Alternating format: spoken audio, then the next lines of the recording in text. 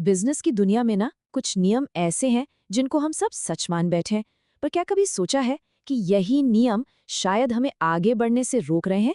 चलिए, आज उन्हीं पुरानी घिसी-पिटी बातों की सच्चाई जानते हैं।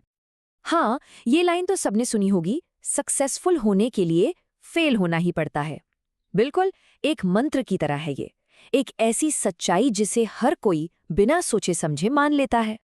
लेकिन क्या ये सचमुच में सच है? क्या सक्सेस का रास्ता फेलियर्स से ही बनता है? चलिए, इसी सोच को और इसके जैसे कुछ और बिजनेस मिथ्स को चैलेंज करते हैं। तो आइए 4 ऐसे बड़े क्लीशेस की पोल खोलते हैं जिन्हें बिजनेस वर्ल्ड में एक रोल बुक की तरह फॉलो किया जाता है।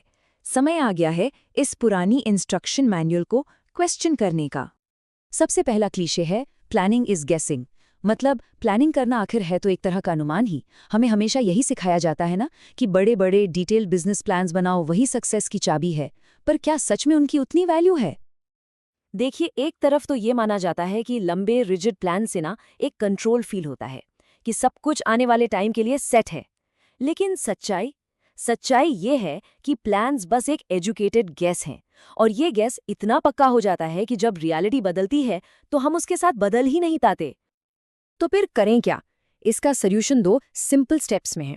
पहला, लंबे चौड़े प्लान्स छोड़कर शॉर्ट टर्म कमिटमेंट्स पर फोकस करें।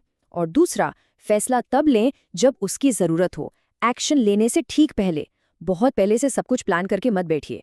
यही चीज आपको अजाइल यानी फ्लेक्सिबल बनाती है। अब आते हैं क्लीशे नंबर 2 पर, गलतियों से सीखना। ओहो, ये तो सबका फेवरेट है। Failure is the stepping stone to success. हमेशा यही सुनते आए हैं। पर क्या ये कहानी का सिर्फ एक पहलू है? ये जो फेल फास्ट और लर्न फ्रॉम योर मिस्टेक्स का मंत्र है ना, इसके आगे भी एक दुनिया है। रिसर्च एक्चुअली ये दिखाती है कि जो एंटरप्रेन्योर्स एक बार सक्सेस हासिल कर लेते हैं, उनके दूसरे बार सक्सेसफुल होने के चांसेस बहुत ज्यादा होते हैं। यानी सक्सेस से और सक्सेस मिलती है, फेलियर से नहीं। तो लेसन क्या है? लेसन ये है कि जो चीज काम कर रही है, जो सक्सेसफुल हो रही है, उस पे फोकस करो। उसी सक्सेस को और बेहतर बनाओ। बार बार फेल होके जीरो से स्टार्ट करने से बेहतर है जो चल रहा है उसे ही आगे बढ़ाओ। चलिए, अब तीसरे क्लीशे की बात करते हैं। एक ऐसा शब्द जिसके पीछे पूरे बिजनेस वर्ल्ड दीवानी है, ग्रोथ। क्यों? क्यों हर किसी को बस बड़ा बनना है और बड़ा होना है? हमें यही सिखाया गया है कि ग्रोथ ही सक्सेस को नापने का सबसे बड़ा स्केल है। मगर रियलिटी चेक, ग्रोथ अपने साथ लाती है ज़्यादा कॉम्प्लेक्सिटी, बढ़ते हुए कॉस्ट्स, और आपकी कंपनी की स्पीड कम हो जाती है। तो याद रखिए, बड़ा होने का मतलब हमेशा बेहतर होना नहीं होता। तो सवाल ये नहीं होना चाहिए कि और बड़ा कैसे बने। सवाल ये होना चाहिए, हमारे लिए आखिर आइडियल साइज क्या है? वो साइज जो हमें फास्ट भी रखे और मैनेजेबल भी। ग्रोथ को एक अनिवार्य चीज मत मानिए, उसे एक चॉइस की तरह देखिए। क्या पता आपके बिजनेस के लिए छोटा रहना ही सबसे स्मार्ट मूव हो। और अब आते हैं आखिरी और शायद सबसे खतरनाक क्लीशे पर, वर्कaholicism, काम का नशा। हम अक्सर उस फाउंडर की कहानियां सुनते हैं जो 18 घंटे काम करता है। उसे एक हीरो की तरह देखा जाता है। पर क्या वो सच में हीरो है? ये जो आइडिया है ना कि ज्यादा घंटे मतलब ज्यादा काम, ये बिल्कुल गलत है। सच तो ये है कि वर्कहॉलिक्स अक्सर काम तो बहुत करते हैं, पर जरूरी काम कम करते हैं। वो ऐसी प्रॉब्लम्स क्रिएट कर देते हैं जिनकी जरूरत ही नहीं थी। वो बिजी जरूर दिखते हैं, पर प्रोडक्टिव नहीं होते। तो सोल्यूशन क्या है? घंटे मत गिनो, डीप फोकस्ड वर्क को वैल्यू दो। ये समझो कि टाइम और एनर्जी आपके सबसे बड़े एसेट्स हैं, उन्हें बचाओ। हमेशा याद रखो, काम की क्वालिटी उसकी क्वांटिटी से 1000 गुना बेहतर है। ठीक है, तो हमने ये सब पुराने नियम तोड़ दिए, पर फिर इनकी जगह क्या? चलिए, एक नए आसान तरीके की बात करते हैं। ये जो नई फिलॉसफी है, ये कुछ सिंपल प्रिंसिपल्स पर चलती है। ये हिम्मत देती है नॉर्मल चीज़ों को क्वेश्चन करने की। ये एक्शन और सिंप्लिसिटी पर जोर देती है। इसका फोकस सिर्फ उन चीज़ों पर होता है जो ज़रूरी हैं। और ये एक ऐसा रास्ता बनाती है जिसमें पर्पस हो और जो लॉन्ग टर्म तक चले। और हाँ, एंटरप्रेन्योर जैसा भारी भरकम टाइटल भूल जाइए। एक नया सिंपल सा लेबल है, स्टार्टर। स्टार्टर मतलब बस कोई भी जो सच में कुछ स्टार्ट करता है, सिंपल। ये एंटरप्रेन्योर वाले मिथ से सारा प्रेशर हटा देता है और फोकस सीधा काम पर ले आता है। लेकिन यहाँ एक चीज समझना जरूरी है। इन सब बातों का मतलब रियलिटी से भागना नहीं है, बिल्कुल नहीं। पॉइंट है एक स्मार्ट बैलेंस ढूंढने का, रियलिटी को एक नए एंगल से देखने का। जैसे जब हम कहते हैं कि रियल वर्ल्ड को इग्नोर करो, तो इसका मतलब मार्केट की सच्चाइयों से मुंह मोड़ना नहीं है। इसका मतलब है दूसरों की नहीं हो सकता वाली सोच को खुद पर हावी मत होने दो। उनकी लिमिटेशंस को अपनी लिमिटेशंस मत बनाओ। बिल्कुल वैसे ही, जब हम कहते हैं कि प्लानिंग इज गेसिंग, तो इसका मतलब ये नहीं कि आगे के बारे में सोचना ही बंद कर दो। नहीं, इसका मतलब है 5 साल के प्लान की जगह छोटे छोटे स्मार्ट स्टेप्स लो, स्मार्ट बेट्स लो। यहाँ भी बैलेंस ही की है। तो इस पूरी चर्चा का सबसे बड़ा टेकअवे क्या है? यही कि एक अलग रास्ता है, एक बेहतर रास्ता है।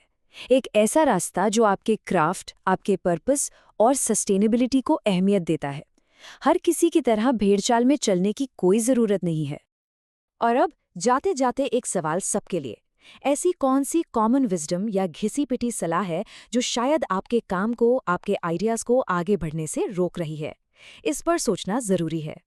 अक्सर हम सबके पास कोई ना कोई शानदार आइडिया होता है ना? लेकिन वो आइडिया बस आइडिया ही बनकर रह जाता है। तो आज हम इसी प्लानिंग के जाल से बाहर निकलने की बात करेंगे और देखेंगे कि अपने आइडियाज को असलियत में कैसे बदला जाए। ये सवाल शायद हर किसी के मन में आता होगा। बड़े बड़े कमाल के आइडियाज दिमाग में घूमते तो हैं, पर पता नहीं क्यों वो वहीं के वहीं अटक जाते हैं। तो चलिए आज इस साइकिल को तोड़ने का एक तरीका ढूंढते हैं। और पता है इस जाल का नाम क्या है? इसे कहते हैं परफेक्ट प्लान ट्रैप। ये एक ऐसा ना खत्म होने वाला चक्कर है जिसमें हम हमेशा सोचते हैं कि सही टाइम आएगा तब करेंगे, और वो सही टाइम कभी आता ही नहीं और हम कभी शुरुआत ही नहीं कर पाते। तो आखिर इस परफेक्शन की चाहत में गलत क्या है? मतलब अच्छी चीज है ना? चलिए थोड़ा और गहराई में जाकर देखते हैं कि ये कैसे हमारे सपनों के रास्ते में आ जाती है। अक्सर हम इन्हीं कुछ वजहों से रुक जाते हैं। हम सही हालात का इंतजार करते रहते हैं, सोचते हैं कि जब सब कुछ ठीक होगा तब शुरू करेंगे। हमारी तैयारी कभी खत्म ही नहीं होती, हमेशा लगता है थोड़ा और जान लें। और एक डर हमेशा रहता है कि हमारे पास पैसे, लोग या बाकी चीजें पूरी नहीं हैं। मतलब प्लानिंग तो चलती रहती है पर एक्शन लेने से डर लगता है। तो फिर इसका हल क्या है? इसका हल है गो माइंडसेट। चलिए समझते हैं कि आखिर है क्या और ये हमें आगे बढ़ने में कैसे मदद कर सकता है। देखिए, गो फिलॉसफी का मतलब सिर्फ काम शुरू कर देना नहीं है। ये एक पूरी सोच है, एक माइंडसेट है जो कहता है परफेक्शन का इंतजार करने की जरूरत नहीं है, बस आगे बढ़ो और काम को पूरा करो। ठीक है, तो थ्योरी तो समझ आ गई, अब बात करते हैं एक्शन की। चलिए कुछ ऐसे प्रैक्टिकल कदम देखते हैं जो इस सोच को हकीकत में बदल सकते हैं। समझिए, ये एक एक्शन प्लान है जो प्लानिंग मोड से एक्शन मोड में स्विच करने में मदद करेगा। पहला और सबसे जरूरी सिद्धांत, शुरुआत एक मकसद के साथ करें। मतलब अपने क्यों को समझना बहुत जरूरी है। जो भी काम किया जा रहा है वो सिर्फ एक काम नहीं होना चाहिए, उसके पीछे एक गहरा मतलब, एक मकसद होना चाहिए जो मोटिवेशन दे। तो ये मकसद क्या हो सकता है?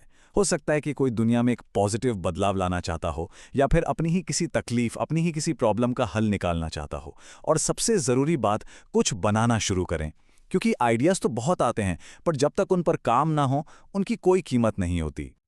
ये एक बहुत पावरफुल कहावत है, रेत में एक लकीर खींचो।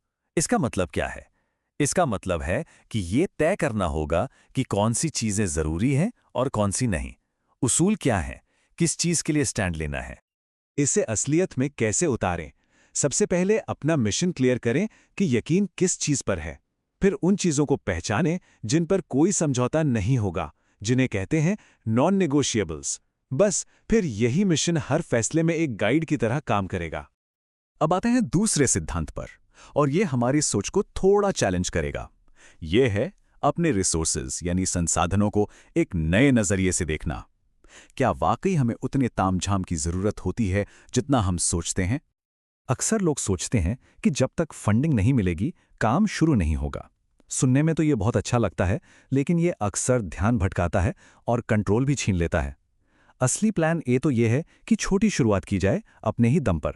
फोकस बना रहता है। बाहर से पैसा लेना तो समझिए, प्लान जेड होना चाहिए, आखिरी ऑप्शन। और सच तो ये है कि जितनी ज़रूरत हम सोचते हैं उससे कहीं कम में काम चल जाता है। एक इंसान, एक लैपटॉप, बस इतना काफ़ी है शुरू करने के लिए।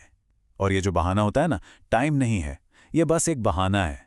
थोड़ा थोड़ा टाइम निकालकर भी मोमेंटम बनाया जा सकता है।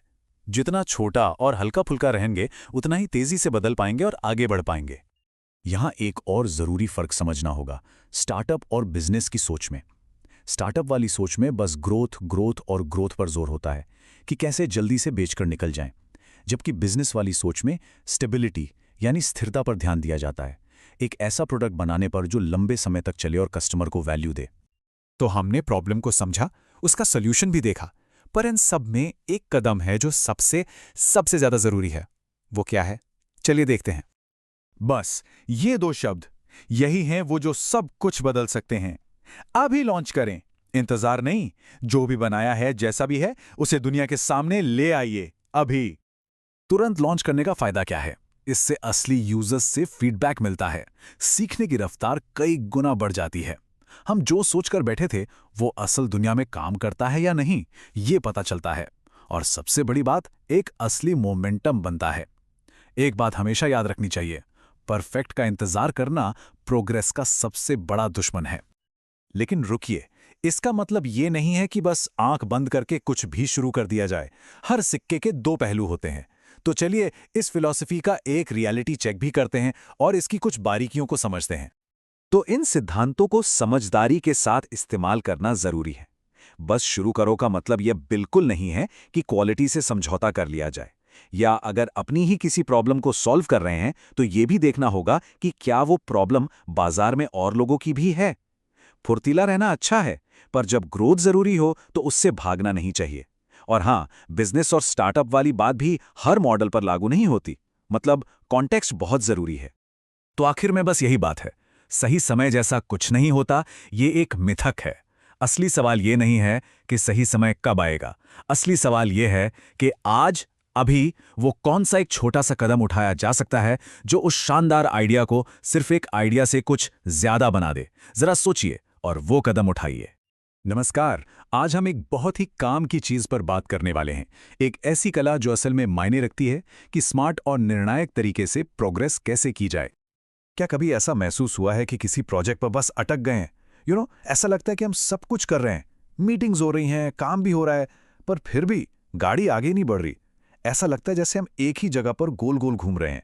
ये एक चक्रव्यूह जैसा है जहां हलचल तो बहुत है पर असल में कोई प्रोग्रेस नहीं। और देखिए, यहीं पर सबसे बड़ी गलतफहमी पैदा होती है। बिजी रहना और प्रोग्रेस करना, ये 2 बिल्कुल अलग अलग चीजें हैं। एक तरफ है बिजी होने का सिर्फ एक एहसास, और दूसरी तरफ है वो असली ठोस नतीजा जो हमें सच में आगे लेकर जाता है।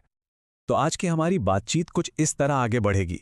हम पहले समझेंगे कि ये प्रोग्रेस का जाल है क्या, फिर बात करेंगे मोमेंटम की फिलॉसफी पर, इसके कुछ जरूरी प्रिंसिपल्स देखेंगे, मोमेंटम की ताकत को समझेंगे और आखिर में कुछ जरूरी सेफ्टी गार्ड्स पर भी नजर डालेंगे। चलिए शुरू करते हैं हमारे पहले सेक्शन से। समझते हैं कि आखिर ये प्रगति का जाल है क्या। देखिए, ये जाल ना बड़ा स्मार्ट होता है। हमें लगता है कि हम बहुत काम कर रहे हैं, पर असल में हम बस एक ही जगह पर पहिया घुमा रहे होते हैं। कभी ना खत्म होने वाली प्लानिंग, हर छोटी सी चीज को जरूरत से ज्यादा कॉम्प्लिकेटेड बनाना, और कुछ भी लॉन्च करने से पहले उसे एकदम परफेक्ट बनाने की जो धुन सवार हो जाती है। सच कहूं तो ये सब आगे बढ़ने के सबसे बड़े दुश्मन हैं। तो सवाल यह है कि इस जाल से निकला कैसे जाए? जवाब है, अपनी सोच को बदलकर। हमें और ज्यादा काम करने वाली मेंटालिटी से निकलकर जो काम सच में मायने रखता है उसे करने पर फोकस करना होगा। और सच मानिए, यही वो एक पावरफुल आइडिया है। प्रोग्रेस का मतलब ये नहीं है कि हम और ज्यादा चीजें जोड़ते जाएं। नहीं, इसका असली मतलब है सही चीजों को पूरा करना, उन्हें खत्म करना, और फिर उस एक जीत से जो एनर्जी मिलती है ना, उसे इस्तेमाल करके अगली जीत की तरफ बढ़ना। तो चलिए अब उन प्रैक्टिकल प्रिंसिपल्स पर आते हैं जो इस पूरी सोच को हकीकत में बदल सकते हैं। ये एक बड़ा ही कमाल का प्रिंसिपल है। देखिए, इसका मतलब ये बिल्कुल नहीं है कि कोई घटिया काम करना है। नहीं, इसका मतलब है फोकस करना। 100 चीजों को आधा अधूरा करने से कहीं ज्यादा बेहतर है कि हम बस एक चीज चुनें और उसे इतने शानदार तरीके से करें कि बस मजा आ जाए। तो इसे असल में लागू कैसे करें? बहुत सिंपल है। सबसे पहले उस एक चीज को पहचानिए जो सबसे ज्यादा जरूरी है, जो सबसे ज्यादा वैल्यू देती है। फिर अपनी पूरी की पूरी एनर्जी और ताकत बस उसे ही बेहतरीन बनाने में लगा दीजिए। बाकी सारी चीज़ें वो बाद में भी आ सकती हैं। और इस सबसे ज़रूरी चीज़ को पहचानने का एक तरीका है जिसे कहते हैं एपीसेंटर ढूंढना। एपीसेंटर मतलब आपके काम का दिल, उसका कोर। ज़रा सोचिए, एक राइड शेयरिंग ऐप का एपीसेंटर क्या होगा? क्या उसमें म्यूजिक प्लेलिस्ट ज़रूरी है या रिवॉर्ड पॉइंट्स? नहीं, उसका एपीसेंटर है सिर्फ एक चीज़। एक बटन दबाओ और भरोसे के साथ एक जगह से दूसरी जगह पहुंच जाओ। बस इतना ही, बाकी सब कुछ इसके बाद आता है। अब आते हैं हमारे अगले प्रिंसिपल पर। फैसला लेना ही प्रोग्रेस है। घंटों तक सोचते रहना, एनालिसिस करते रहना, ये सब ठहराव लाता है। जबकि एक फैसला, चाहे वो कितना भी छोटा क्यों ना हो, वो गाड़ी को आगे जरूर धकेलता है। तो हमें अपनी आदत बदलनी होगी। चलो इस पर और सोचते हैं, कहने की जगह चलो ये फैसला करते हैं कहना शुरू करना होगा। एक बात हमेशा याद रखिए, रास्ता बाद में बदला जा सकता है, पर उसके लिए पहले चलना तो शुरू करना पड़ेगा, राइट? फैसले ही हमें रफ्तार देते हैं। और जानते हैं, रफ्तार पाने के लिए हमेशा कोई बड़ा भारी भरकम सॉल्यूशन नहीं चाहिए होता। हमें जूडो सॉल्यूशंस खोजने चाहिए। मतलब जूडो की तरह, जहां आप सामने वाले की ताकत का ही इस्तेमाल करके कम से कम मेहनत में बड़ा नतीजा हासिल कर लेते हैं। तो सोचना यह है कि वो छोटा सा बदलाव क्या हो सकता है जो सबसे बड़ा असर डालेगा। फोकस बनाए रखने के लिए कुछ और चीजें भी हैं, जैसे कंस्ट्रेंट्स यानी सीमाओं को अपनाइए। अक्सर जब हमारे पास ऑप्शंस कम होते हैं ना, तभी सबसे अच्छी क्रिएटिविटी निकल कर आती है। एक क्यूरेटर की तरह सोचिए। हमेशा ये मत सोचिए कि क्या जोड़ना है, ये भी सोचिए कि क्या हटाया जा सकता है। और आखिर में उन चीजों पर ध्यान दीजिए जो समय के साथ नहीं बदलेंगी, मतलब आपके काम की असली बुनियाद। तो इन सारे प्रिंसिपल्स को अपनाने का आखिर नतीजा क्या होता है?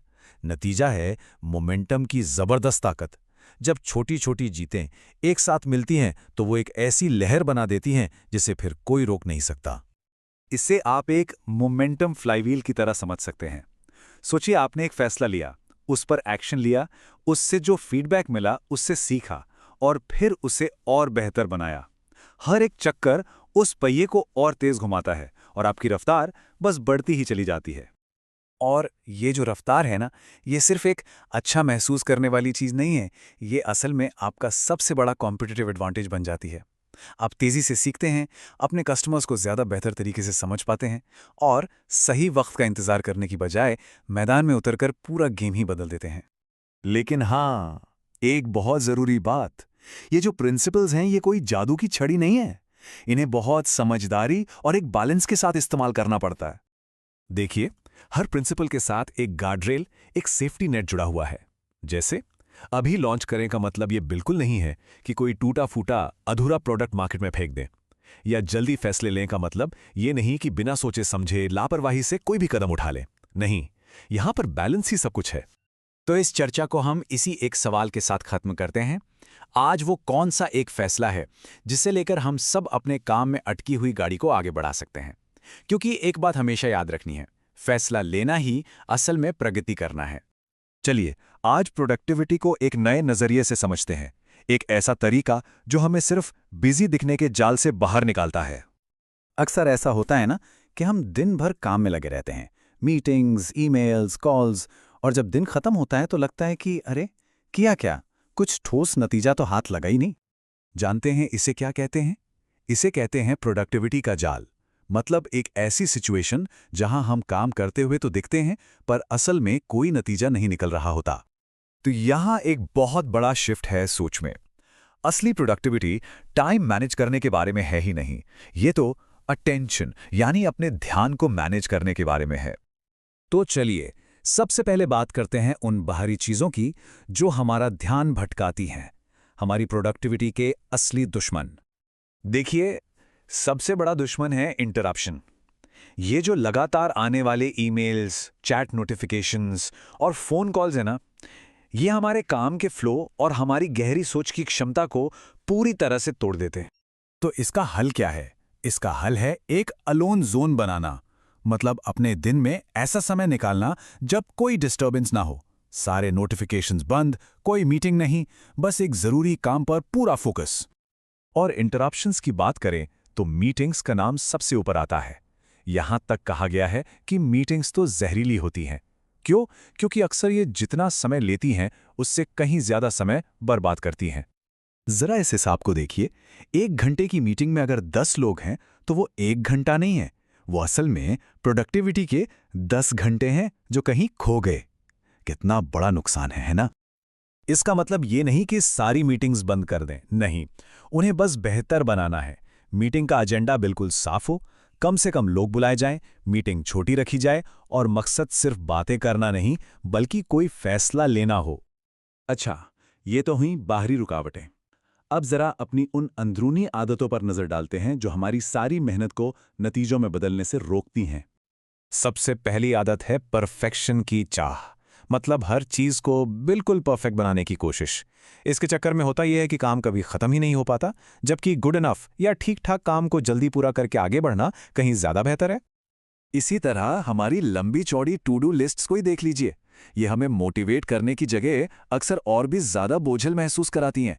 इनसे तो बेहतर है कि एक छोटी और प्राथमिकता वाली लिस्ट हो जिस पर असल में काम किया जा सके। और यहीं से एक बहुत जरूरी बात सामने आती है, मोमेंटम ही मोटिवेशन को जन्म देता है। जब हम छोटे छोटे काम पूरे करते जाते हैं तो हमें आगे बढ़ने की प्रेरणा अपने आप मिलती है। इस मोमेंटम को बनाने का एक सिंपल साइकिल है। किसी भी बड़े प्रोजेक्ट को छोटे छोटे हिस्सों में तोड़ लीजिए, फिर खुद से पूछिए अगले 2 हफ्तों में हम क्या पूरा कर सकते हैं। उस छोटे हिस्से को पूरा करें, उस जीत को सेलिब्रेट करें और फिर यही साइकिल दोहराएं। काम खत्म ना होने की 2 और वजह हैं। एक, हम बड़े कामों में लगने वाले समय का अंदाजा हमेशा गलत लगाते हैं, हमेशा कम आंकते हैं। और दूसरा, हम बड़े फैसले लेने से डरते हैं। ये डर हमें जैसे पैरालाइज कर देता है। तो इसका भी एक ही समाधान है, हर चीज को छोटा कर दो। काम को इतने छोटे टुकड़ों में तोड़ें कि उनका अंदाजा दिनों में लग सके, महीनों में नहीं। और बड़े फैसलों की जगह छोटे छोटे कदम उठाकर आगे बढ़ें। अच्छा, ये सब सुनने में तो बहुत अच्छा लगता है, लेकिन क्या ये असल दुनिया में काम करता है? इन सिद्धांतों को अपनाने के लिए थोड़ी समझदारी और बैलेंस की जरूरत होती है। एक बहुत वाजिब सवाल उठता है, भाई टीम वर्क और कोलैबोरेशन का क्या? आजकल तो ज्यादातर काम मिलजुल कर ही होता है, सिर्फ अकेले काम करने से कैसे चलेगा? बिल्कुल सही। और यहीं पर संतुलन की जरूरत है। ये सिद्धांत कोई हार्ड एंड फास्ट नियम नहीं है। इन्हें अपने काम के हिसाब से ढालना पड़ता है। अलोन टाइम जरूरी है, लेकिन टीम के साथ कोऑर्डिनेशन भी उतना ही जरूरी है। और इन सबसे बढ़कर एक बात कभी नहीं भूलनी चाहिए, वो है आराम। अगर हम थके हुए हैं तो ना तो हम क्रिएटिव हो सकते हैं, ना ही सही फैसले ले सकते हैं। Quality of work quantity of hours से कहीं ज्यादा जरूरी है। तो चलिए अब आखिर में ये समझते हैं कि इस पूरी अप्रोच को अपनाने से हमें असल में क्या फायदा मिलता है। देखिए, ये तरीका बिजी दिखने की आदत को असली नतीजों में बदलता है। ये इस सोच को चुनौती देता है कि ज्यादा घंटे काम करने से ही सफलता मिलती है। यही वो माइंडसेट है जो किसी भी छोटी टीम या व्यक्ति को दूसरों से कंपटीशन में आगे रखता है। तो कुल मिला के बात यह है कि असली प्रोडक्टिविटी इस बात में नहीं है कि कितने घंटे काम किया, बल्कि इस बात में है कि क्या काम पूरा किया। ये सब कुछ फोकस, बिना रुकावट वाले समय, सही फैसलों और सबसे जरूरी काम को खत्म करने की कला के बारे में है। तो चलिए इस चर्चा को एक सवाल के साथ खत्म करते हैं। इस हफ्ते ऐसा कौन सा एक काम है जिसे हम छोड़ सकते हैं? कोई ऐसी एक्टिविटी जो हमें बिजी तो दिखाती है पर असल में कोई नतीजा नहीं देती। सोचने वाली बातें हैं ना? बिजनेस में एक बात हमेशा सुनने को मिलती है, कंपटीशन को हराओ। लेकिन क्या हो अगर ये कंपटीशन को हराने की जिद ही हमें आगे बढ़ने से रोक रही हो? आज हम इसी सोच को, इसी आइडिया को चैलेंज करेंगे। चलिए इसी सवाल में थोड़ा और गहरा जाते हैं। कभी सोचा है कि ये जो लगातार दूसरों से आगे निकलने की दौड़ है, कहीं ये एक जाल तो नहीं? क्या अपने कॉम्पिटिटर्स पर 24 घंटे नजर रखना वाकई आगे ले जा रहा है या फिर पीछे धकेल रहा है? आज हम इसी की तह तक जाएंगे। तो आइए समझते हैं कि ये जो कंपटीशन का जुनून है ना, ये एक खतरनाक जाल क्यों है। एक ऐसा जाल जिसमें अक्सर अच्छे अच्छे बिजनेस फंस जाते हैं। ये बाहर से तो तरक्की का रास्ता लगता है, पर असल में ये अंदर से खोखला कर देता है। तो ये कॉम्पिटिटर ट्रैप है क्या?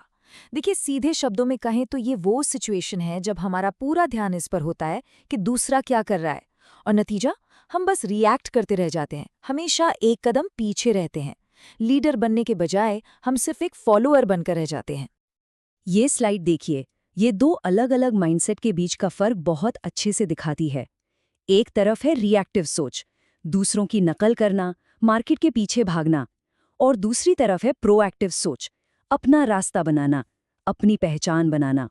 अब सवाल ये है कि हमारा बिजनेस किस तरफ ज्यादा झुक रहा है? और देखिए, यही तो पूरी प्रॉब्लम की जड़ है। जब कोई हमेशा किसी और को पकड़ने की कोशिश में लगा रहता है, तो वो कभी लीड कर ही नहीं सकता। वो एक इनोवेटर के बजाय सिर्फ एक नकलची बनकर रह जाता है। तो फिर इस जाल से बाहर कैसे निकलें? इसका जवाब एक बिल्कुल अलग ही प्लेबुक में है। ऐसी 4 जबरदस्त रणनीतियां हैं जो इस जाल से आज़ाद कर सकती हैं और हमें अपनी शर्तों पर गेम जिता सकती हैं। ये है वो 4 कदम जो खेल को बदल सकते हैं। नकल मत करो, अपनी चीज को खास बनाओ यानी डीकमोडिफाई करो, एक लड़ाई चुनो और अपने कॉम्पिटिटर से कम करो। हाँ, सुनने में शायद थोड़ा अजीब लगे, पर इनके पीछे का लॉजिक बहुत सॉलिड है। चलिए एक-एक करके देखते हैं कि ये हर कदम बिजनेस को कैसे बदल सकता है। पहला कदम सुनने में बहुत आसान है, पर करने में शायद सबसे मुश्किल। दूसरों की नकल करना बंद करें। जब कोई कॉम्पिटिटर कुछ नया करता है, तो हमारा पहला रिएक्शन होता है, अरे वाह, हमें भी ये करना चाहिए। बस यहीं हम उस जाल में फंसते हैं। नकल करने का मतलब है कि हम अपनी सोच और अपनी पहचान खो रहे हैं। असली सवाल तो ये है, हमारी अपनी पहचान क्या है? क्या चीज़ है जो हमें बाकियों से अलग बनाती है? चलिए, अब आते हैं दूसरे कदम पर। ये इस बारे में है कि कैसे अपने बिजनेस को इतना यादगार बनाया जाए कि कोई उसे भूल ना पाए। इस कदम को कहते हैं डीकमोडिफाई। देखिए, कमोडिटी वो चीज है जिसकी कीमत के अलावा कोई और पहचान नहीं होती। डीकमोडिफाई का मतलब है अपने प्रोडक्ट या सर्विस में खुद को डालना। सोचिए, एप्पल सिर्फ अपने प्रोडक्ट्स की वजह से अलग नहीं है, बल्कि अपने पूरे ब्रांड एक्सपीरियंस की वजह से है। जब हम अपने काम में अपनी सोच, अपनी कहानी, अपना अंदाज डालते हैं, तो उसे कोई कॉपी नहीं कर सकता। क्यों? क्योंकि हमारी जगह कोई और ले ही नहीं सकता। तीसरा कदम थोड़ा मजेदार और हिम्मत वाला है। एक लड़ाई चुने। नहीं, असली वाली लड़ाई नहीं। इसका मतलब है इंडस्ट्री के किसी पुराने नियम या तरीके के खिलाफ खड़ा होना, एक स्टैंड लेना। जब कोई किसी चीज के एंटी या विकल्प बनकर उभरता है, तो लोग उसे तुरंत नोटिस करते हैं। इसका सीधा मतलब है एक स्टैंड लेना और भीड़ से अलग दिखना। और ये रहा हमारा चौथा और शायद सबसे चौंकाने वाला कदम, अपने कॉम्पिटिटर्स से ज्यादा नहीं बल्कि कम करें। ज्यादातर लोगों की सोच होती है मोर इज बेटर, मतलब जितना ज्यादा उतना अच्छा, ज्यादा फीचर्स, ज्यादा ऑप्शन। लेकिन कम करने की रणनीति कहती है कम काम करो पर बेहतरीन करो। एक मुख्य समस्या को पकड़ो और उसका सबसे आसान और सबसे शानदार समाधान दो। और याद रखिए, कई बार सादगी ही सबसे बड़ी ताकत होती है। ठीक है, तो ये रणनीतियां सुनने में तो अच्छी लगती हैं, लेकिन इस सोच के असल फायदे क्या हैं? ये प्लेबुक असल में काम क्यों करती है? इस चार्ट में देखिए, पूरी कहानी साफ हो जाती है।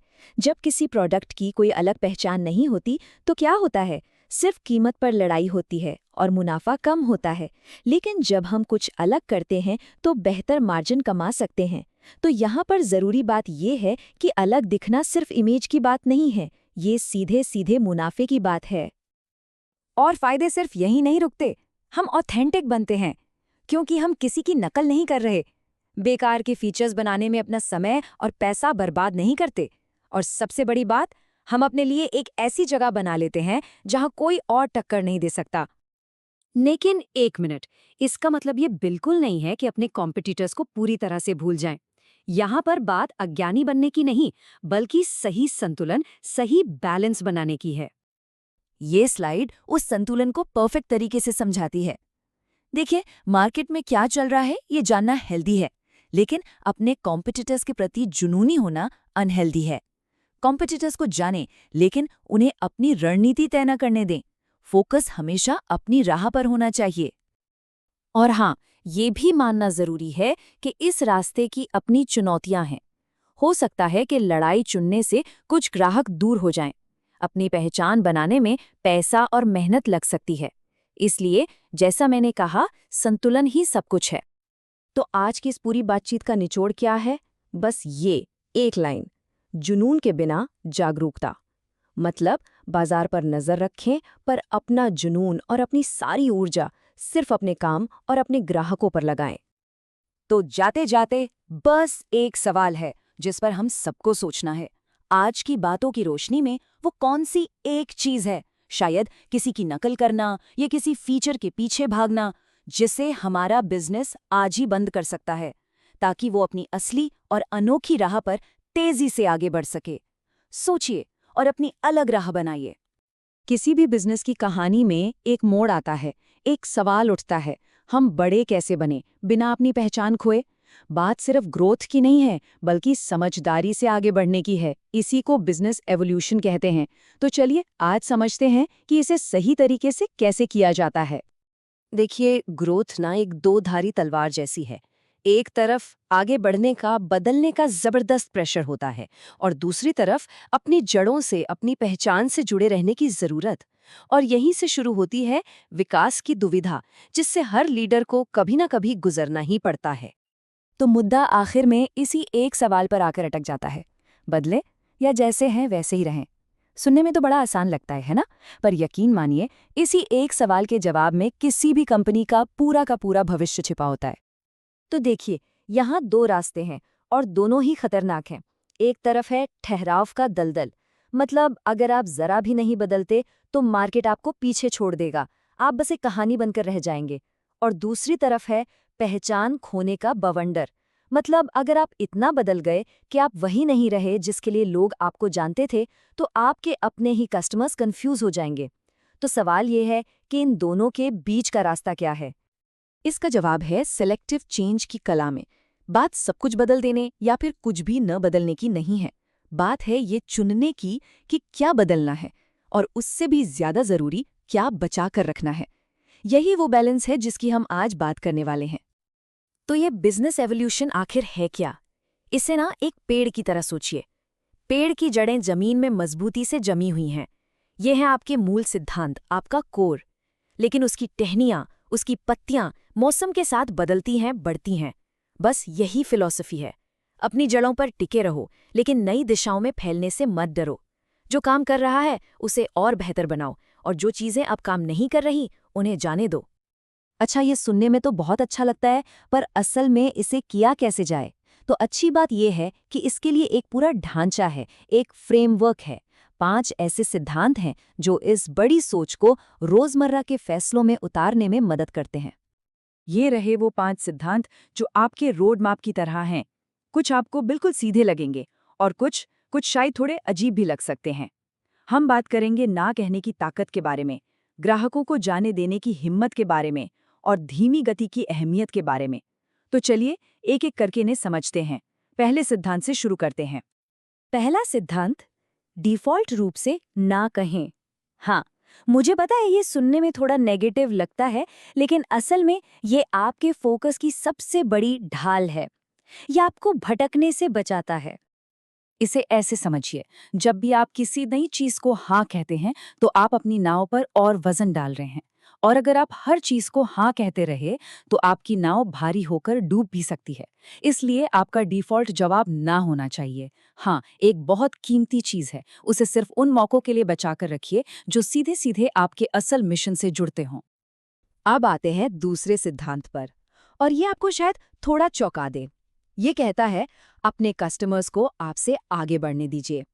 जी हाँ, आपने बिल्कुल सही सुना, उन्हें जाने दीजिए। नहीं, इसका ये मतलब बिल्कुल नहीं है कि कस्टमर्स की परवाह ही नहीं करनी। नहीं, इसका मतलब है कि अपने कोर मिशन की परवाह ज्यादा करनी है। अगर कुछ कस्टमर्स ऐसी दिशा में जा रहे हैं जो आपके रास्ते से बिल्कुल अलग है, तो उन्हें खुश करने के चक्कर में अपना रास्ता मत बदलिए। ये जानना कि आप किसके लिए हैं जितना जरूरी है, उतना ही जरूरी ये जानना भी है कि आप किसके लिए नहीं है। तीसरा सिद्धांत, ये हमें बचाता है शाइनी ऑब्जेक्ट सिंड्रोम से, यानी हर नई चमकदार चीज के पीछे भागने की आदत से। सिद्धांत सीधा है, जोश को प्राथमिकता समझने की गलती मत कीजिए। हर नया आइडिया शुरू में कमाल का लगता है ना? लेकिन क्या वो सच में उतना ही जरूरी है? ये पता लगाने का एक बहुत आसान तरीका है। उसे थोड़ा समय दीजिए। एक आइडिया पार्किंग लॉट बनाइए। अपने नए जबरदस्त आइडिया को वहां पार्क कर दीजिए और कुछ हफ्ते बाद उसे दोबारा देखिए। अगर तब भी उसमें वही बात लगती है तो शायद वो वाकई खास है, और अगर नहीं तो वो बस एक पल का जोश था। चौथा सिद्धांत आपके लंगर, आपके एंकर के बारे में है। देखिए, मार्केट के तूफान में आपको किसी चीज पर टिके रहने की जरूरत होती है। इसलिए पहचानिए कि आपके बिजनेस में वो क्या है जो नहीं बदलेगा, और उसे कस कर पकड़े रहिए। ट्रेंड्स तो आते जाते रहेंगे, टेक्नोलॉजी भी बदलती रहेगी, लेकिन आप मार्केट में क्यों हैं? आप किसकी मदद कर रहे हैं?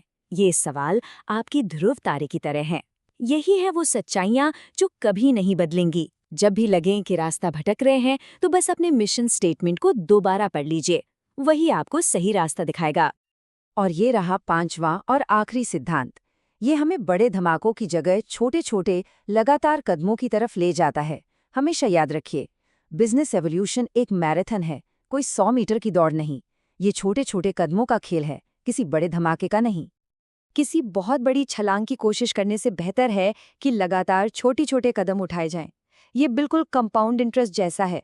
छोटे छोटे रेगुलर सुधार मिलकर समय के साथ बहुत बड़े नतीजे देते हैं। बस हर 3 महीने में खुद से एक सवाल पूछिए, अगला छोटा कदम क्या है जिसे हम और बेहतर बना सकते हैं? बस यही है सस्टेनेबल ग्रोथ का सीक्रेट। तो ठीक है, ये 5 सिद्धांत तो समझ आ गए, लेकिन ये सब करने से आखिर मिलेगा क्या? ये इतना जरूरी क्यों है? क्योंकि ये संतुलन जब आप साध लेते हैं तो इसके फायदे बहुत जबरदस्त होते हैं। ये आपको भटकने से बचाता है, ताकि आप सिर्फ वही बनाएं जो सच में जरूरी है। ये आपको सिर्फ आज के लिए नहीं, बल्कि लंबे समय के लिए तैयार करता है। ये आपको मार्केट के साथ बदलने की ताकत देता है, बिना अपनी पहचान खोए। और सबसे बड़ी बात, ये आपको ड्राइविंग सीट पर बिठाता है, जहां आप फैसले लेते हैं, ना कि हवा के हर झोंके के साथ बस बहते चले जाते हैं। लेकिन रुकिए, ये इतना भी सीधा नहीं है। हर सिक्के के 2 पहलू होते हैं। हर सिद्धांत के साथ एक छिपा हुआ खतरा भी आता है। अगर इन्हें आंख बंद करके बहुत सख्ती से लागू किया जाए तो ये फायदे की जगह नुकसान भी कर सकते हैं। मिसाल के तौर पर डिफ़ॉल्ट रूप से ना कहने का सिद्धांत। देखिए, इसका मतलब दरवाजे पर ताला लगाना नहीं है। इसका मतलब है दरवाजे पर एक समझदार गार्ड रखना। अगर आप हर चीज को ना ही कहने लगेंगे तो क्या पता सदी का सबसे बड़ा मौका आपके दरवाजे से ही लौट जाए। लक्ष्य कभी हाँ नहीं कहना नहीं है, बल्कि सोच समझकर हाँ कहना है। और यही बात कस्टमर्स को जाने देने पर भी लागू होती है। अगर 1-2 लोग जा रहे हैं तो वो शायद सिर्फ शोर है, लेकिन अगर लोगों की पूरी भीड़ दरवाजे से बाहर जा रही है तो वो एक सिग्नल है, एक बहुत बड़ा सिग्नल कि शायद दिक्कत उनमें नहीं, आपके प्रोडक्ट में है, और अब उसे ही बदलने का, विकसित होने का वक्त आ गया है। और आखिर में एक बात और, ये हमेशा याद रखें कि कभी-कभी आपको सिर्फ रास्ता सुधारने की नहीं, बल्कि पूरा नक्शा ही बदलने की जरूरत पड़ जाती है। छोटे-छोटे कदम उठाना तब काम करता है जब आप सही रास्ते पर हों। लेकिन अगर आप गलत पहाड़ पर चढ़ रहे हैं तो छोटे कदमों से कोई फायदा नहीं। तब एक बड़ी छलांग की, एक बड़े बदलाव की जरूरत होती है। तो आखिर में एक सवाल जो सोचने पर मजबूर कर देगा। हमने बात की उस न बदलने वाले कोर पर टिके रहने की, लेकिन क्या होगा अगर एक दिन ये एहसास हो कि जिस जमीन पर आप खड़े हैं वही खिसक रही है? क्या होगा अगर आपके उस न बदलने वाले कोर को ही बदलने की जरूरत पड़ जाए? ये एक ऐसा सवाल है जिसका जवाब हर लीडर को अकेले ही खोजना पड़ता है। अक्सर ऐसा लगता है ना, कि मार्केटिंग मतलब लाखों करोड़ों का खेल। खैर, आज हम इसी सोच को, इसी मिथक को तोड़ने वाले हैं और ये देखने वाले हैं कि कैसे कोई भी, चाहे बजट कितना भी छोटा क्यों ना हो, एक असली असरदार प्रमोशन कर सकता है। तो चलिए, सबसे पहले एक सवाल से ही शुरू करते हैं। ये जो शब्द है मार्केटिंग, सुनते ही दिमाग में क्या आता है? महंगे महंगे एड्स, झूठे वादे, जबरदस्ती कुछ बेचने की कोशिश, है ना? मतलब ये शब्द ही थोड़ा भारी और नकली सा लगता है। पर सवाल ये है कि क्या प्रमोशन का कोई बेहतर तरीका हो सकता है? तो इस पूरी बातचीत में हम क्या-क्या देखने वाले हैं? सबसे पहले पुराना मार्केटिंग का तरीका और उसकी दिक्कतें। फिर एक ज्यादा असली, ज्यादा ऑथेंटिक अप्रोच की बात करेंगे। उसे प्रैक्टिस में कैसे लाया जाए ये भी समझेंगे, और ये भी कि आखिर ये तरीका काम क्यों करता है। और हाँ, आखिर में कुछ बहुत जरूरी बातें भी होंगी जिन्हें याद रखना है। तो चलिए शुरू करते हैं हमारे पहले हिस्से से।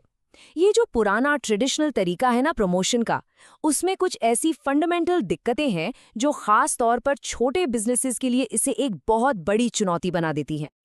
स्क्रीन पर देखिए, ये 2 अलग अलग दुनियाएं हैं। एक तरफ है ट्रेडिशनल मार्केटिंग, जहां बड़े बड़े बजट हैं, फ्लैशी कैंपेन्स हैं और कुछ मिस्टीरियस एजेंसीज हैं जो पता नहीं क्या करती हैं।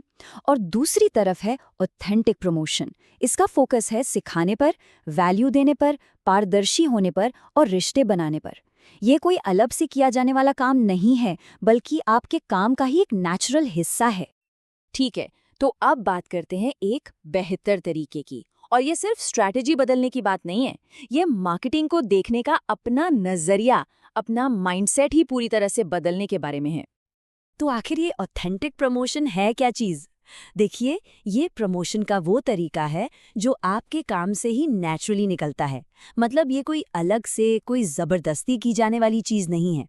इसका कह सकते हैं मूल मंत्र बस इतना है: सिखाओ, ट्रांसपेरेंट रहो और लोगों के साथ सच्चे रिश्ते बनाओ। और ये जो आइडिया है ना, वो इस एक लाइन में बहुत खूबसूरती से समाया हुआ है। मार्केटिंग कोई डिपार्टमेंट नहीं है। सच तो ये है कि बिजनेस का हर हिस्सा प्रमोशन पर असर डालता है। प्रोडक्ट कैसा है, कस्टमर सर्विस कैसी है, अरे ईमेल का जवाब कैसे दिया जा रहा है, ये सब कुछ प्रमोशन का ही हिस्सा है। ठीक है, फिलॉसफी तो समझ आ गई, पर इसे असल में जमीन पर उतारा कैसे जाए? चलिए अब कुछ प्रैक्टिकल स्ट्रैटेजीज पर नजर डालते हैं जो आज के जमाने में सच में काम करती हैं। तो शुरुआत इन 3 स्टेप्स से होती है। पहला, गुमनामी का स्वागत करें। मतलब अगर अभी कोई नहीं जानता तो ये तो बहुत अच्छी बात है। इस वक्त का इस्तेमाल करें एक्सपेरिमेंट करने के लिए, सीखने के लिए, बिना किसी दबाव के। दूसरा, एक ऑडियंस बनाएं। एड्स पर पैसा खर्च करने के बजाय ऐसा वैल्यूएबल कंटेंट बनाएं, जैसे ब्लॉग्स या वीडियोस, कि लोग पहले आपकी ऑडियंस बने और फिर कस्टमर। और तीसरा, अपने कंपटीशन से बेहतर सिखाएं, अपना ज्ञान शेयर कीजिए। ये ट्रस्ट बनाने का सबसे अच्छा, सबसे सॉलिड तरीका है। और ये जो सिखाने वाली बात है ना, इसे समझने के लिए शेफ का एनालॉजी बहुत ही कमाल का है। सोचिए, अच्छे शेफ अपनी बेस्ट रेसिपीज और अपनी टेक्निक्स सब शेयर करते हैं। वो डरते नहीं हैं। और पता है क्या होता है? इससे उनकी रेप्यूटेशन घटती नहीं, बल्कि और बढ़ जाती है। तो शेफ की तरह कैसे बना जा सकता है? बहुत सिंपल है। अपने काम के बिहाइंड द सीन्स की दुनिया दिखाइए कि प्रोडक्ट बनता कैसे है। अपनी टीम से मिलवाइए, इस बारे में बात कीजिए कि आप फैसले कैसे लेते हैं, आपका वर्कफ्लो क्या है। ये चीज़ें एक बहुत गहरा कनेक्शन बनाती हैं। और यहीं पर ये छोटी सी पर बहुत पावरफुल लाइन आती है: प्लास्टिक के फूल किसी को पसंद नहीं आते। सीधी सी बात है, लोगों को असलियत पसंद है, बनावटीपन नहीं। ब्रांड को हर वक्त एकदम परफेक्ट, एकदम फ्लॉलेस दिखने की कोई ज़रूरत नहीं है। ऑथेंटिसिटी का मतलब क्या है? इसका मतलब है अपनी टीम की पर्सनैलिटी को सामने आने देना। अपने ब्रांड को बहुत ज़्यादा पॉलिश मत कीजिए। अगर कोई गलती हो जाए तो उसे मानिए और बताइए कि उससे क्या सीखा। ये बिजनेस का एक मानवीय चेहरा दिखाता है, जो बनावटी परफेक्शन से कहीं ज़्यादा ट्रस्ट पैदा करता है। और यही अप्रोच मीडिया स्ट्रैटेजी पर भी लागू होता है। मास मीडिया को भूल जाइए। वो महंगी प्रेस रिलीजेस जिनका एंगेजमेंट भी कम होता है और जो अक्सर स्पैम जैसी लगती हैं, उन्हें छोड़ दीजिए। इसकी बजाय नीश मीडिया पर फोकस कीजिए। वो छोटे स्पेसिफिक ब्लॉग्स और कम्युनिटीज़ जो आपके काम में सच में दिलचस्पी रखते हैं, उनसे पर्सनली जुड़िए, उन्हें रियल वैल्यू दीजिए। ये कहीं ज़्यादा असरदार है। तो सवाल ये उठता है कि ये जो अप्रोच है, ये इतना काम क्यों करता है? चलिए अब जरा बिगर पिक्चर को समझते हैं। देखते हैं कि ये ऑथेंटिक तरीका आज के मार्केट में लोगों के साथ इतना गहरा कनेक्शन क्यों बना पाता है। तो ये तरीका क्यों काम करता है? इसके पीछे 3 बड़े कारण हैं। सबसे बड़ा, 50% ये ट्रस्ट बनाता है। दूसरा, ये स्केप्टिकल कंज्यूमर्स के साथ कनेक्ट करने का सबसे अच्छा तरीका है।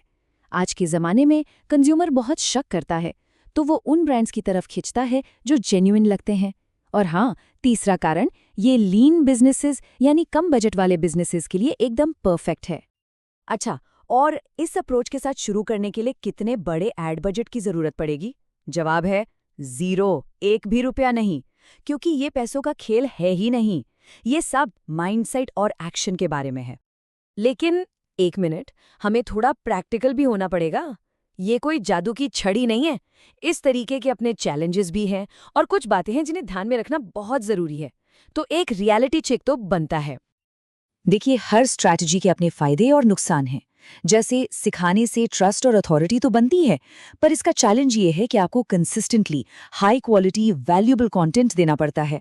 या जैसे गुमनामी, शुरू में ये एक्सपेरिमेंट करने की आज़ादी देती है, पर एक पॉइंट के बाद स्केल करने के लिए विजिबिलिटी तो चाहिए ही होगी। और नीश मीडिया स्टार्टअप्स के लिए तो बहुत इफेक्टिव है, पर जैसे जैसे बिजनेस बड़ा होता है आपको शायद और ज्यादा रीच की जरूरत पड़े। तो इस पूरी बातचीत का टेक अवे क्या है, निचोड़ क्या है? यही कि लोगों का ध्यान खींचने के लिए लाखों करोड़ों की जरूरत नहीं है। जिस चीज की जरूरत है वो है क्लैरिटी, ऑथेंटिसिटी और वैल्यू शेयर करने की सच्ची इच्छा।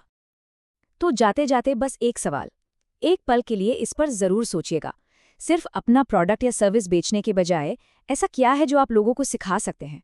हो सकता है इसी सवाल के जवाब में ऑथेंटिक प्रमोशन की चाबी छुपी हो। नमस्कार। चलिए आज टीम बनाने के अपने तौर तरीकों पर एक बिल्कुल नए नजरिए से सोचते हैं। हम बात करने वाले हैं रीवर्क किताब की हायरिंग गाइड के बारे में। ये कोई आम बिजनेस बुक नहीं है। ये उन सारी पुरानी धारणाओं को चुनौती देती हैं जिन्हें हम शायद अब तक सच मानते आए हैं। तो तैयार हो जाइए, क्योंकि यहाँ चीजों को देखने का अंदाज बदलने वाला है। ये हम सब ने महसूस किया है। काम का बोझ लगातार बढ़ रहा है, डेडलाइन सिर पर है और दिमाग में सबसे पहला ख्याल आता है हमें और लोगों को हायर करना होगा। और ऐसा सोचना बिल्कुल नॉर्मल है। लेकिन रीवर्क हमें रुककर एक ज़रूरी सवाल पूछने को कहती है। क्या हायरिंग ही हमेशा सही जवाब होता है, या ये बस एक शॉर्टकट है जो असल समस्याओं को कुछ देर के लिए छिपा देता है? और यहीं से बात दिलचस्प होनी शुरू होती है। रीवर्क इसे हायरिंग का जाल कहती है। ये सोचना कि टीम में ज़्यादा लोग लाने का मतलब हमेशा ग्रोथ होता है, एक बहुत बड़ा धोखा है। असल में इसका नतीजा अक्सर होता है ज़्यादा कॉम्प्लेक्सिटी, फैसले लेने में देरी और कुल मिलाकर काम करने की रफ्तार का धीमा हो जाना। तो सवाल उठता है, फिर किया जाए? रीवर्क एक बिल्कुल अलग आइडिया सामने रखती है। हायरिंग को अपनी पहली प्रतिक्रिया नहीं बल्कि आखिरी विकल्प मानिए। मतलब किसी को काम पर रखने का सोचने से भी पहले ये सवाल पूछना जरूरी है, क्या हम इस काम को और आसान बना सकते हैं? क्या कोई ऐसा तरीका है जिससे ये काम ऑटोमेट हो जाए, या क्या हम कुछ ऐसा कर रहे हैं जिसकी जरूरत ही नहीं है? देखिए, पारंपरिक सोच और रीवर्क के नजरिए में जमीन आसमान का फर्क है। जहां ज्यादातर कंपनियां काम का बोझ महसूस होते ही नए लोगों को ले आती हैं, वहीं रीवर्क का नजरिया कहता है रुको, पहले देखो कि कहीं काम करने के तरीके में ही तो कोई गड़बड़ नहीं है। जहां कुछ लोग बड़ी टीम बनाकर असली कंपनी जैसा दिखना चाहते हैं, वहीं रीवर्क याद दिलाता है कि असली चीज तो कुशलता है, टीम का साइज नहीं। ये सोच में एक बहुत बड़ा बदलाव है। तो अगर हम सिर्फ इसलिए हायर नहीं कर रहे क्योंकि काम ज्यादा है, तो फिर सही वक्त क्या है? रीवर्क का एक बहुत ही सरल लेकिन पावरफुल नियम है, और ये सब कुछ एक शब्द पर आकर टिक जाता है, दर्द। आइए समझते हैं कि इसका क्या मतलब है। इसे कहते हैं पेन टेस्ट। इसका सीधा सा मतलब है कि तब तक किसी को काम पर मत रखो जब तक उस जगह के खाली होने का दर्द बर्दाश्त से बाहर ना हो जाए। ये वो पॉइंट है जब काम सच में रुकने लगे, क्वालिटी गिरने लगे और आपकी टीम वाकई संघर्ष कर रही हो क्योंकि एक बहुत जरूरी रोल खाली पड़ा है। ये आराम के लिए नहीं बल्कि जरूरत के लिए हायर करना है। तो दर्द होने तक इंतजार क्यों करना चाहिए? क्योंकि एक छोटी टीम हमेशा ज्यादा तेज और फुर्तीली होती है।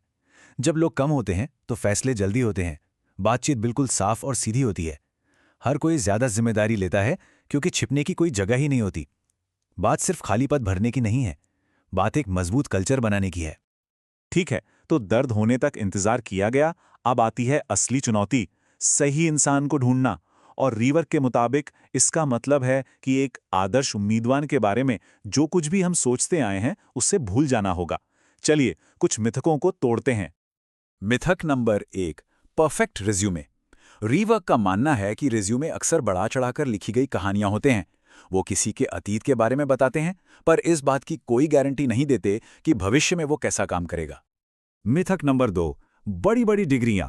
किसी मशहूर यूनिवर्सिटी की डिग्री होना इस बात का सबूत नहीं है कि कोई इंसान असल दुनिया में काम कर भी सकता है या नहीं।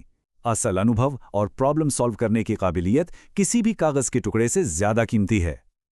और आखिर में मिथक नंबर 3, रॉकस्टार को हायर करना।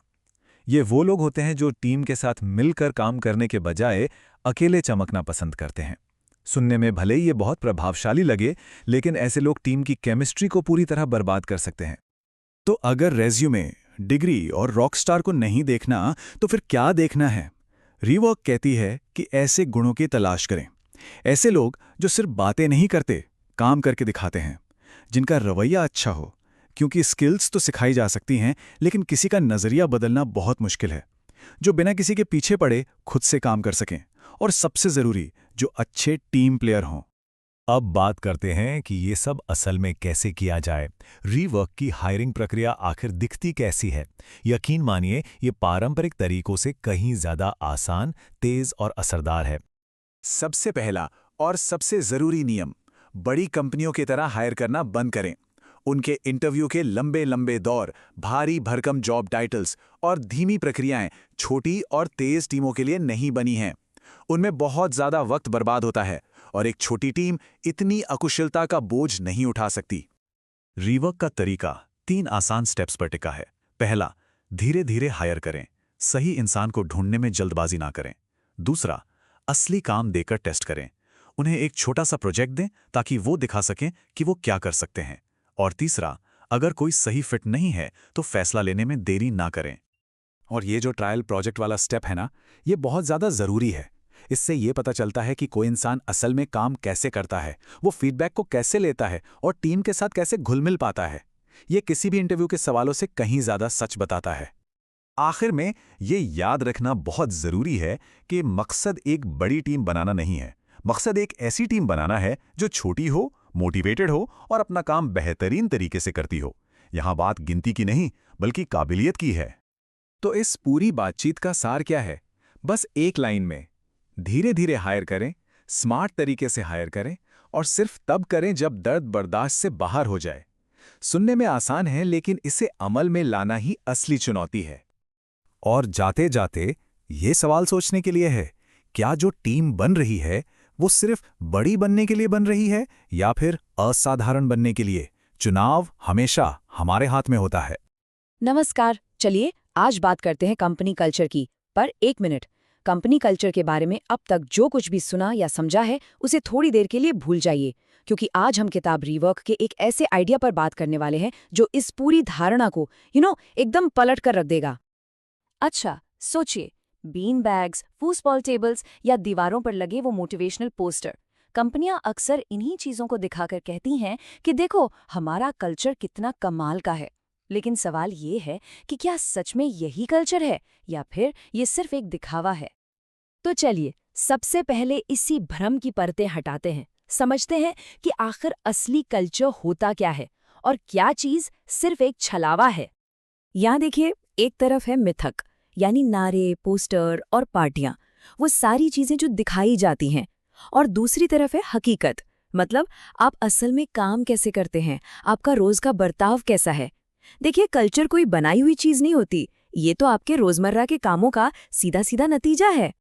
इसको ऐसे समझते हैं, मुफ्त की कॉफी या ऑफिस में अच्छे अच्छे स्नैक्स, ये सब अच्छी बातें हैं, पर ये कभी भी विश्वास, सम्मान और काम करने की आज़ादी की जगह नहीं ले सकते।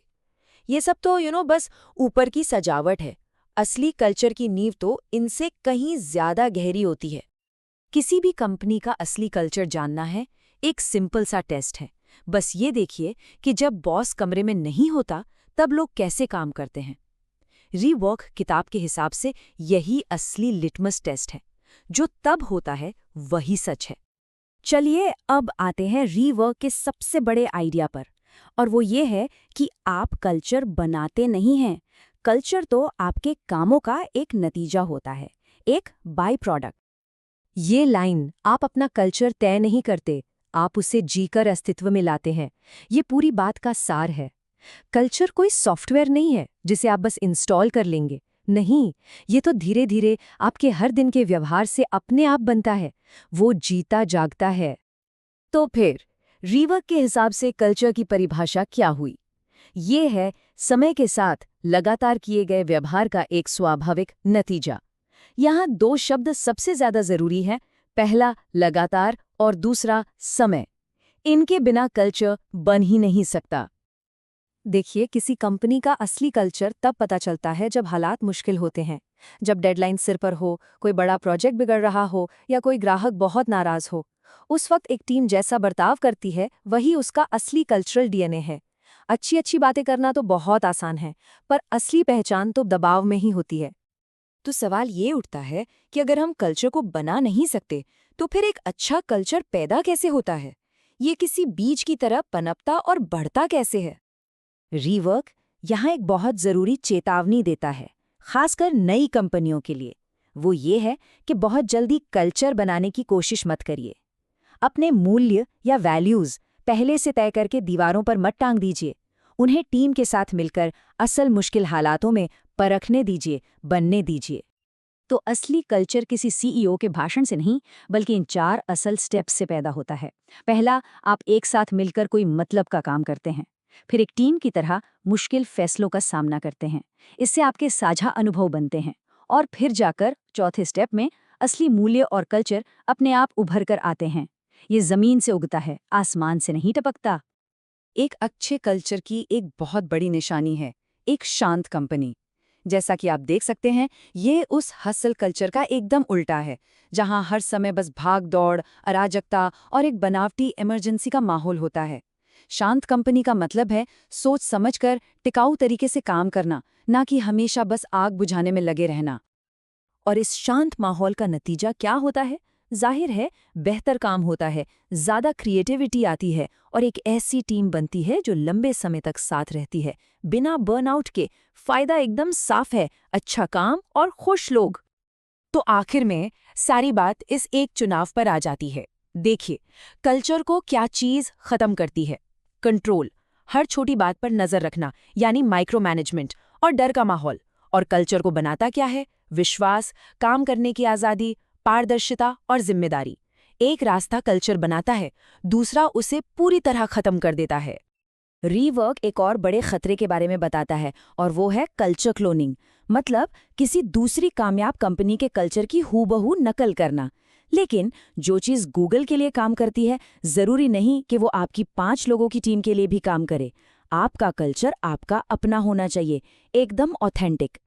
और ये सब हमें हमारे आखिरी और शायद सबसे ज़रूरी पॉइंट पर लेकर आता है। वो ये है कि कल्चर कोई मंजिल नहीं है, बल्कि ये एक लगातार चलने वाला सफ़र है। इस लाइन पर गौर कीजिए। कल्चर एक जीवित, एक लिविंग सिस्टम है। ये कोई म्यूजियम में रखी हुई चीज़ नहीं है। जैसे जैसे आपकी कंपनी बदलती है, टीम के लोग बदलते हैं, वैसे वैसे कल्चर भी बदलता है और विकसित होता है। ये कोई पत्थर की लकीर नहीं है। तो आपका काम कल्चर को एक प्रोजेक्ट की तरह पूरा करना नहीं है, बल्कि एक बगीचे की तरह उसकी लगातार देखभाल करना है, उसे सही दिशा देनी है, ताकि वो नेचुरली फलता फूलता रहे। तो इस पूरी चर्चा का निचोड़ क्या है? बस इतना सा कि कल्चर वो नहीं है जो घोषित किया जाता है, बल्कि ये वो है जो हर रोज बार बार किया जाता है। ये आपकी आदतों का, आपके कामों का बस एक टोटल है। तो ये आखिरी सवाल सिर्फ कंपनियों के लिए नहीं, हम सबके लिए है। हमारा कल्चर हमारी आदतों का जोड़ है। तो आज अपने कामों से हमने इसमें क्या जोड़ा? कुछ अच्छा या शायद कुछ बुरा? इस पर सोचना तो बनता है।